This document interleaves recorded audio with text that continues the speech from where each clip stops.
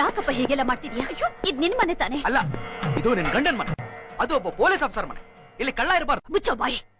ಮಾಡೋದೆಲ್ಲ ಮಾಡಿ ಅವ್ರನ್ನ ಯಾಕೋ ದೂರ್ತೀಯಾ? ಕರ್ತವ್ಯಕ್ಕೋಸ್ಕರ ತಾನು ಅವ್ರೆಷ್ಟೆಲ್ಲ ಹಾರಾಡ್ತಿರೋದು ನೋಡ್ತಾ ಇರ.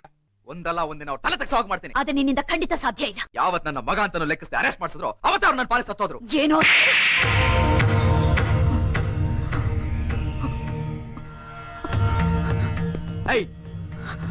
ನಿನಗೆ ನಿನ್ ಗಂಡ ಬೇಕು ಅಂದ್ರೆ ಅಂಜುತ್ತೆ ಬಾ. ಅಲ್ಲ ಅತ್ತೆ ಹೇಳಿ. ಊರವರೆಲ್ಲ ನಿನ್ನ ಕಳ್ಳನ್ ಮಗಳು ಅಂತ ಕರೀತಿರ್ಬೇಕಾದ್ರೆ ನಿನಗೆ ಬಾಳ್ ಕೊಟ್ಟೋ ನೀ ಕಳ್ಳನೇ ಹೊರತು ಪೊಲೀಸ್ ಅಲ್ಲ. ನಡಿ. ರಾಜ, ಏನೋ ಆವೇಶದಲ್ಲಿ ನಾನು ನಿನ್ನನ್ನು ಹೊಡೆದು ಬಿಟ್ಟೆ. ದಯವಿಟ್ಟು ನನ್ ಕ್ಷಮಿಸ್ಬಿಡಪ್ಪ ರಾಜ. ನೀನ್ ಅವತ್ ನಾನು ಕಾಲ್ ಹಿಡ್ಕೊಂಡಾಗ ನಿನ್ನ ನನ್ನ ಮೇಲೆ ನಿಜವಾಗ್ಲೂ ಪ್ರೀತಿ ಇದೆ ಅಂತ ತಿಳ್ಕೊಂಡಿದ್ದೆ.